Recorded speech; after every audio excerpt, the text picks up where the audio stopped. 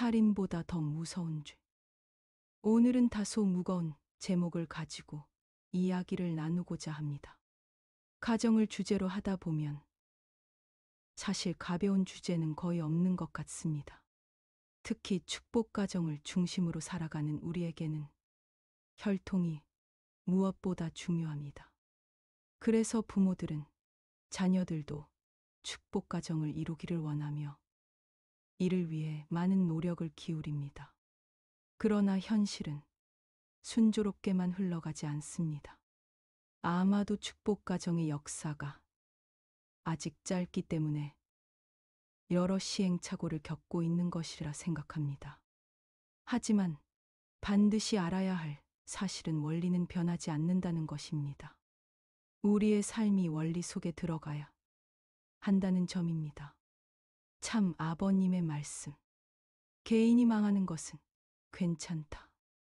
그러나 가정이 망하면 안 된다.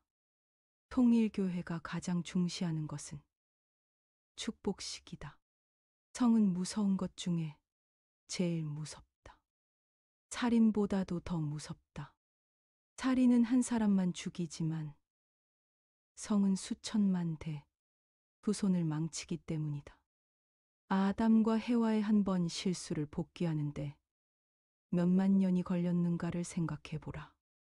사랑을 침범하는 것을 다스리는 법보다 더 무서운 법이 없을 때가 올 것이다.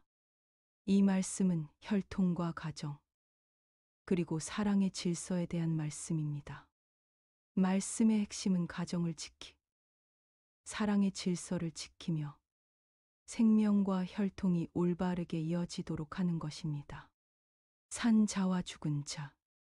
성경은 산 자와 죽은 자에 대해 말합니다. 원리는 이 개념을 분명히 설명합니다. 산 자 하나님을 중심하고 사는 사랑, 죽은 자 하나님을 떠난 사랑. 참 아버님의 말씀 역시 이러한 원리의 기준을 두고 주어진 것입니다. 아담 가정의 문제. 아담과 해와는 타락으로 인해 하나님을 떠났습니다. 그들은 하나님과 상관없는 결혼을 했고 그 결과 가인과 아벨을 낳았습니다. 그러나 하나님은 손자를 가져보지 못하셨습니다. 이처럼 하나님과 무관한 후손들이 지금까지도 이 땅에 이어지고 있습니다.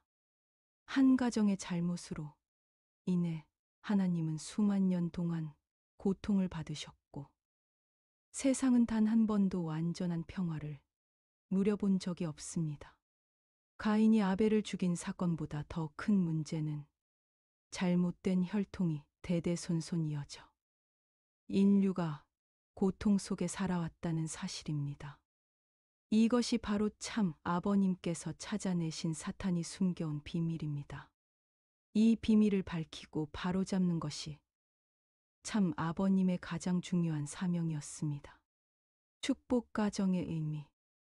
우리는 타락한 혈통을 가진 존재이기에 실체적인 하나님의 아들딸이 될 수 없습니다. 그래서 조건적 아들딸의 자리를 찾아야 했습니다. 이를 위해 1세들은 축복 전에 여러 조건을 세워야 했습니다. 7일 금식, 3명의 믿음의 자녀 세우기, 탕감봉 행사, 성주식, 3일 행사. 특히 3일 행사는 참부모님의 혈통과 연결되는 중요한 의식입니다. 이 과정을 거쳐 하나님의 아들딸이라는 조건을 세운 후 축복식에 참여하게 됩니다. 그 결과 하나님을 중심한 가정을 이루게 되는 것입니다. 이후에는 자녀들이 이 축복의 전통을 이어가는 것이 가장 중요한 과제입니다. 따라서 교회의 지도자들도 가장 중시해야 할 것은 헌금이 아니라 축복 가정의 전통을 지켜가도록 돕는 일입니다. 지금은 참 아버님이 계시지 않습니다. 그렇기에 원리와 말씀에 따라 생활하는 것이 더욱 중요합니다. 살인보다 무서운 죄. 참 아버님의 말씀을 다시 보십시오. 개인은 망해도 가정은 망하면 안 된다. 혈통, 생명, 사랑은 모두 가정 안에 있는 것입니다. 잘못된 사랑으로 생명을 뿌리면 그 후손들이 번식하여 세상에 흩어져 살게 되고 이를 복귀하기는 매우 어려워집니다. 아담과 해와의 잘못을 복귀하는 것이 얼마나 힘든가를 우리는 잘 알고 있습니다. 그래서 아버님은 말씀하셨습니다. 성은 살인보다 무섭다. 살인은 한 사람만 죽이지만 잘못된 성은 수많은 후손을 하나님에게서 빼앗아 가기 때문이다. 즉, 사랑을 침범하는 죄가 가장 무겁다는 말씀입니다. 우리가 해야 할 일, 모든 것은 가정에서 시작됩니다. 사랑과 생명과 혈통이 올바로 지켜지는 가정이 바로 축복 가정입니다. 우리는 축복 가정을 아름답게 만드는 일에 최선을 다해야 합니다.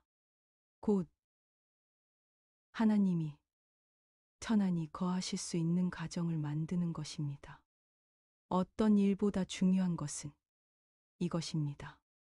만약 우리가 여기에 충실했더라면 지금과 같은 복잡하고 어려운 문제들은 없었을 것입니다.